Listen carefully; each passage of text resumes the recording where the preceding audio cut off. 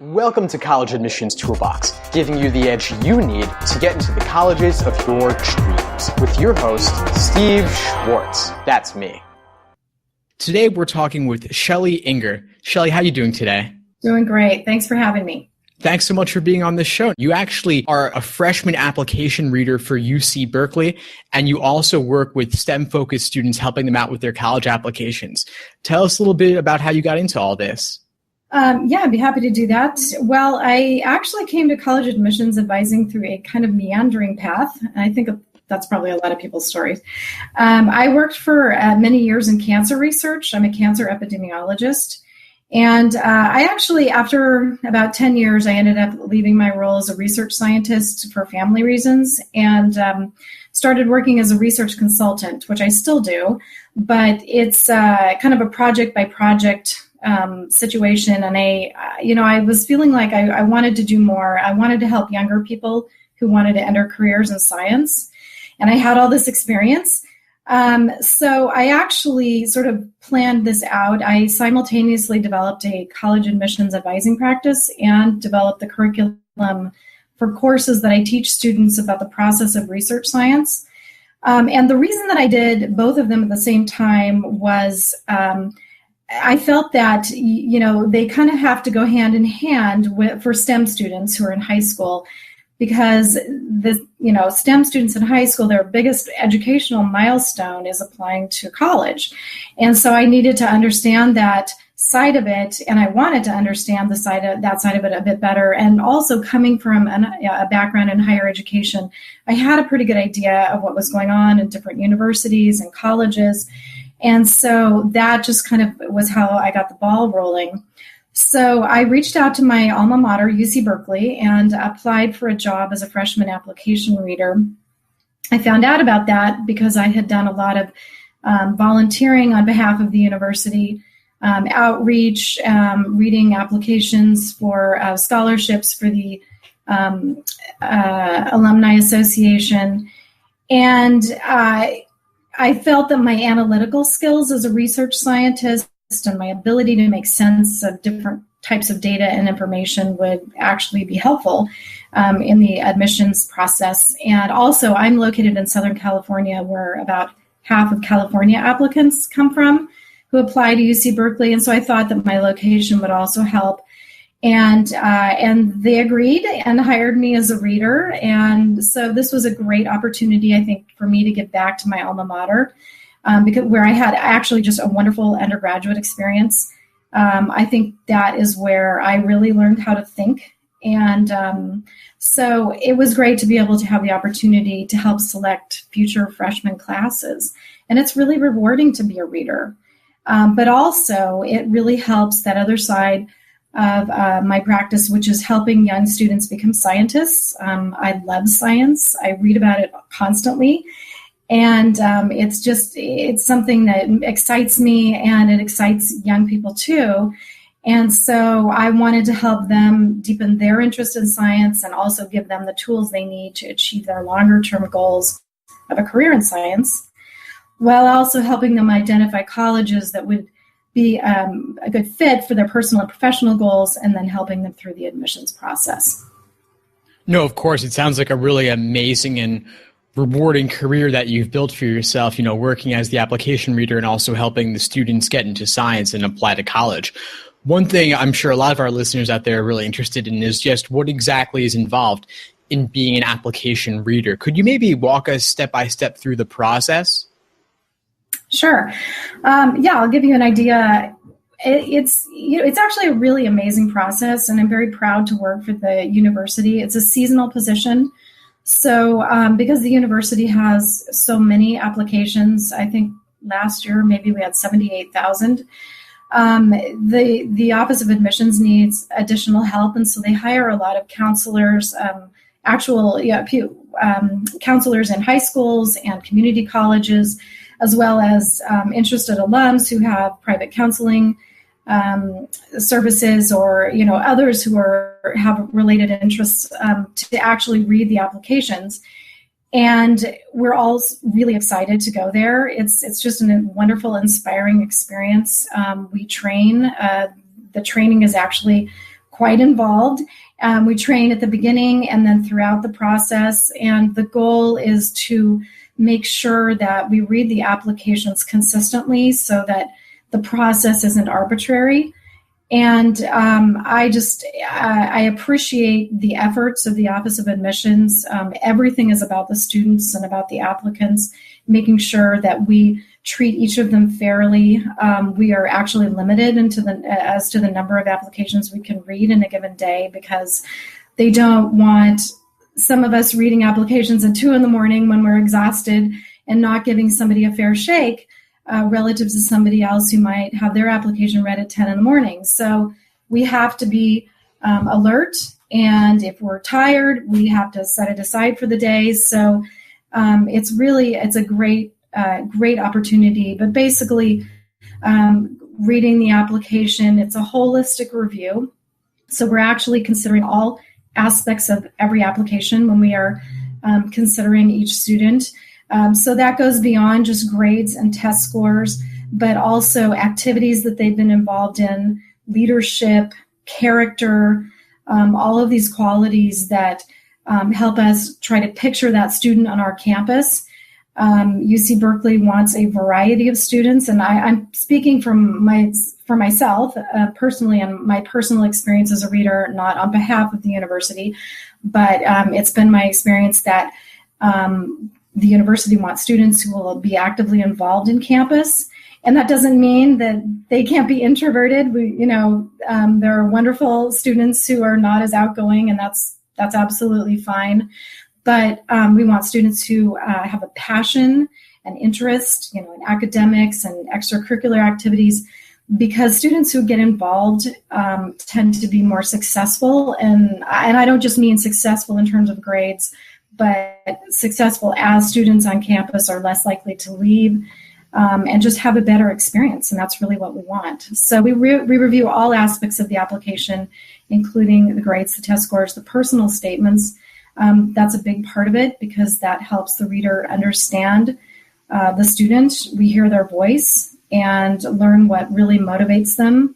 We like for them to tell us what they did in high school and why they did it and what they learned from it. And it's great to hear about what they might want to do when they get to college also. So, no, of course. Yeah, it's so rewarding to read those personal statements and get a sense of the student's personality when it's, of course, not going to come through just from the grades and test scores and even just a simple list of activities. Right. Absolutely the case. Very, very important part of it. Students often ask, well, how important is it? It's very important. It really makes a difference when we're reading the applications, because the rest of the information in the application is just data, and that's where they can really shine through. That's their opportunity for an interview, because schools like Berkeley can't provide interviews for 78,000 students. Of course, sure. This is really their opportunity to tell about what they want to tell about. Definitely. Now, I'm wondering, a larger school like UC Berkeley, obviously tens of thousands of applications. They have to hire outside folks to review the applications, such as yourself. And I'm wondering, you said that there's still, even with all the outside folks they hire, there's still so many applications to review. They have to constrain how many you can read on a single day. Can you get a little bit more specific with us and tell us, what's your average day like during application season? How many applications are you allowed to read in a day? How many do you read? And then how do you divide the time? If you're devoting X number of minutes to the application, what specific number of minutes is on the essay versus the other factors? Yeah, well, we're actually not given like a time limit per application, and it really kind of varies, and the process is going to change this year a little bit. It changes every year somewhat, and so it's kind of hard to put a hard and fast number on that. But basically, they don't want us reading for more than a typical workday, like 8 hours or so. And so that could be a couple or 3 dozen applications potentially, but the idea is that we need to be fresh for each one. Every one matters. No one application is more important than another. And if you're not, up to it, you shouldn't be reading it at that moment. So that's really why we don't want the students to view us as these, burning the midnight oil, barely grinding through these and we don't expect the students to entertain us, in their personal statements. It really is a personal statement. We want to hear their voice. We want it to be authentic. As far as the reading goes, all of it matters. It's not divided up into a percentage of this or a percentage of that, and then it's averaged. It's, we review the entire application holistically, and I really believe in the way that Berkeley does it. I think it's very fair, and based on what I've observed as the outcomes of the application reading cycles, it seems to really work.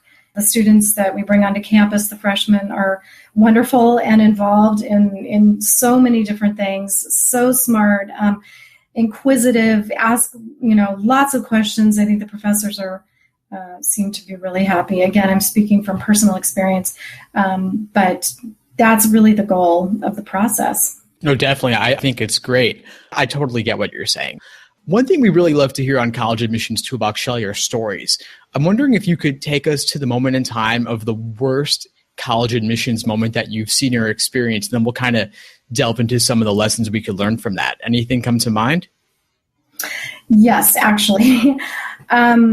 This is a pretty bad moment that I can think of. It didn't happen to one of my students, but what happened was one of my students, it was the summer after her graduation, she went up to her freshman orientation for her university, which is quite a prestigious university. It was a big deal to get in there. And she called me and told me that one of her high school classmates had not, or who was supposed to go to the orientation also, they had gotten into the same university, had received a letter the day before the orientation telling them that their offer of admission had been withdrawn.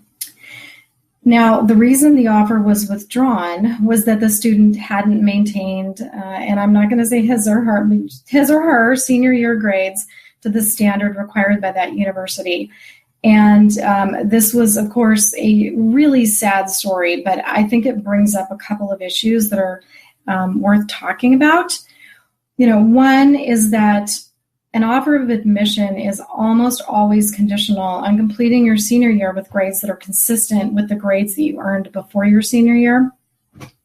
The university is not obligated to uphold that offer of admission if you don't meet the terms of the offer, which is basically to maintain the grades that you had when you applied for admission. Now, of course, that doesn't mean that if you've always had, mostly A's and an occasional B, and now you have 2 B's, that you're going to have your offer withdrawn. I mean, you don't need to panic. It's not like that. We all have ups and downs from semester to semester. That's totally understandable. But if there's a substantial drop in grades and there's no explanation for it, a student is really risking losing that fantastic opportunity to head off to that school. Which kind of brings me to the second point, which is that colleges are really interested in students who are interested in learning. And, that's certainly a factor that's evaluated as part of a holistic or comprehensive review process that a lot of schools use to evaluate applications, not just Berkeley. So, and if a school requires essays or personal statements, that's because they want to know about your motivations, your interests, your passions, and also your character. So they're looking beyond just the grades and the test scores. So if a student gets into a very selective college, you can assume that means that the student portrayed him or herself as an engaged, motivated learner. But then if they choose to spend the rest of their senior year, at the beach or playing video games, and their grades take a nosedive, they're sending the message that it really wasn't about the learning. So, I'm sure this was a really tough lesson for that student. I can't imagine how terrible that summer would have been for the student and their parents. But I just hope that I'm just mentioning this so that to avoid heartache for other students and families, because it does happen. It happens every year. Oh, for sure. 100%. I mean, everyone, is tempted by senioritis to some extent, especially if you've really been burning the midnight oil, trying to maintain everything and send off your college applications at the same time. But you can let it slip a tiny bit, but not too much, because then exactly as you said, Shelley, it is going to suggest that you were just doing it all to get in, But if once you send off the applications, you drop everything, or once you get that acceptance, you drop everything, it's going to send a different message altogether. So definitely a really valuable lesson to keep in mind. Thanks so much for sharing that. I want to shift gears now and move into my favorite part of the interview, which is the lightning round. I'm going to ask you some rapid fire questions. You give me some rapid fire responses. Are you ready? I am. Great. What's your number one piece of advice for the college admissions process? Okay. This is practical advice. Start early. I definitely encourage students to start really early in the process, because the more you get done early on, especially in the summer before your senior year, the less you have to deal with during the fall of your senior year. The fall is such a busy time. You're trying to keep up your grades, maybe even improve them. You're so busy with all your extracurricular activities.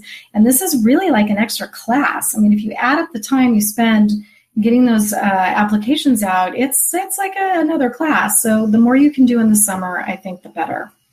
Oh, definitely. If you're applying to 10, 12, 15 schools or more, it's a lot of applications, a lot of supplemental essays possibly. So definitely getting as much out of the way early as possible. Great advice. Could you share with us one habit that you believe contributes to college admissions success? Yeah, there are a lot of good habits to talk about, but if it had to be one, I would say just fundamentally learning for the sake of learning is the habit to develop in high school.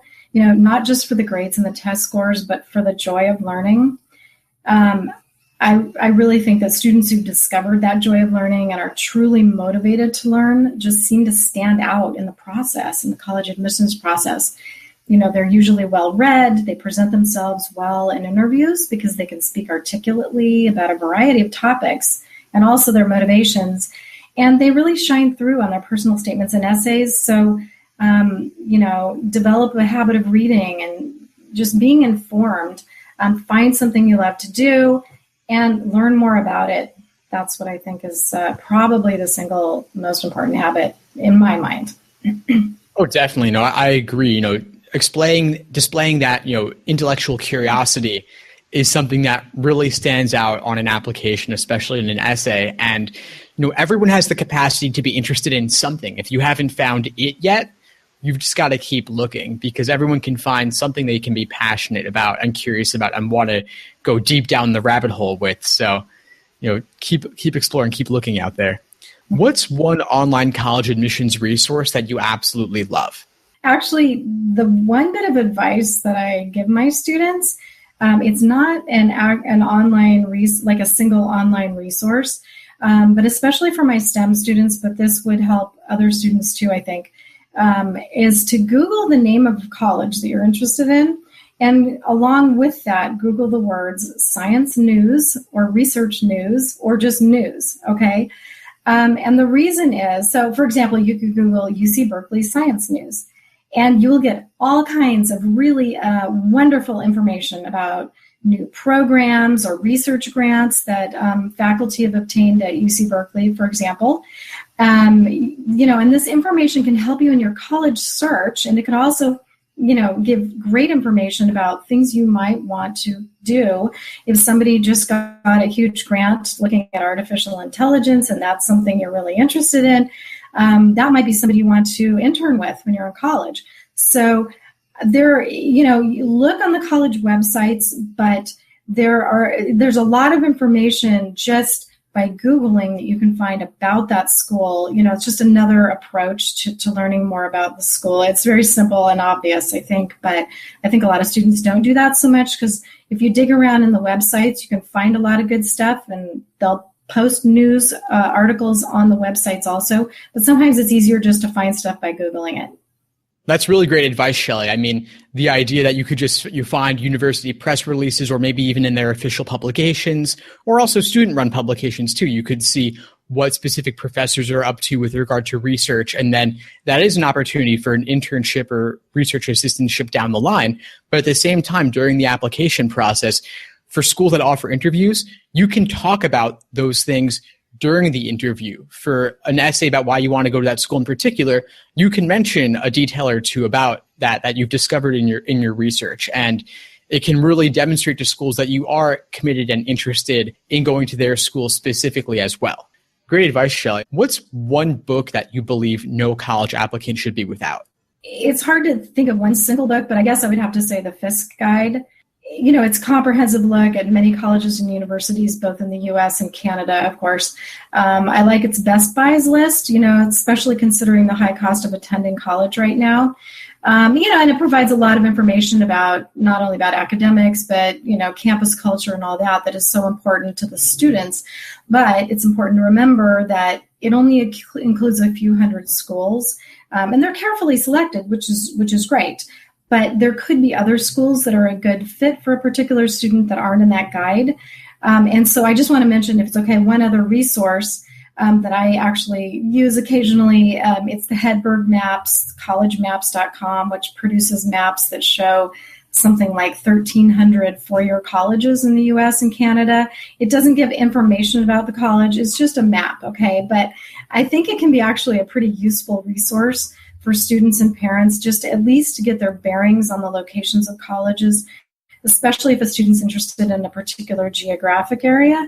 And also it can really help when planning out college tours, like if you want to go to the East Coast and you want to do 5 or 6, 7, 10 colleges, you can sort of map it out. So I find that to be a pretty useful resource. That's a great idea. Definitely planning college visits efficiently. College maps could be useful for that. So we'll definitely mention those in the show notes, Fisk Guide and collegemaps.com. Great recommendations, Great. Shelley. Thank you. So tell us a little bit more about what you're up to with helping STEM students. Well, so like I mentioned, my goal is to help students who are interested to pursue a STEM major or career, and I'm sure everybody knows what STEM stands for, but just in case, I should say that science, technology, engineering, math, also medicine, and I help students create their college list. That's kind of a big part of it because it's a little bit different for STEM students. A lot of other things to think about, places where they can do internships. Do research, colleges versus universities. That's a conversation I usually have with students. And there's no right answer there, but lots to think about. I guide them through the college application process, but I also really help to prepare them for being in college and for future careers. That's another part of what I do, which is through the classes that I do and also through workshops on the process of applying for internships and selective summer programs. I feel that high school and college students can get a lot out of internships and special summer programs. Obviously these are things that they can write about on their college applications, which is really important.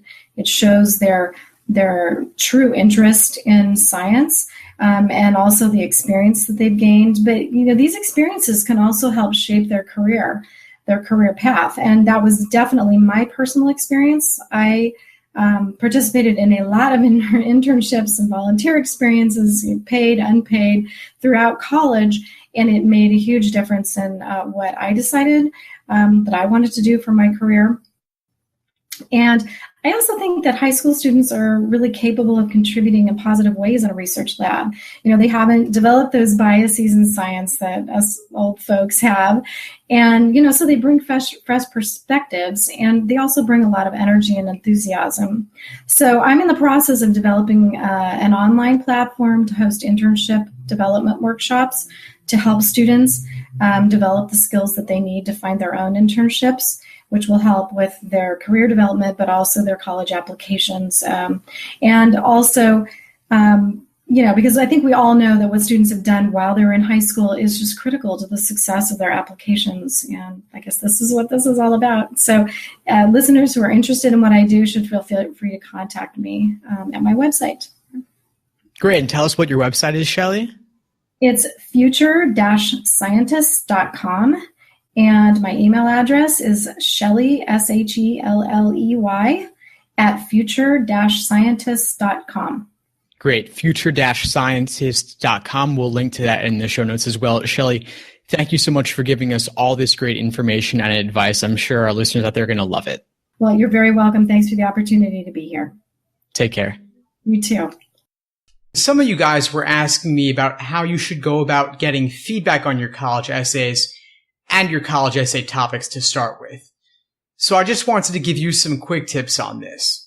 Most people will tell you to just get feedback from friends, family, and teachers, but there are some major problems with this.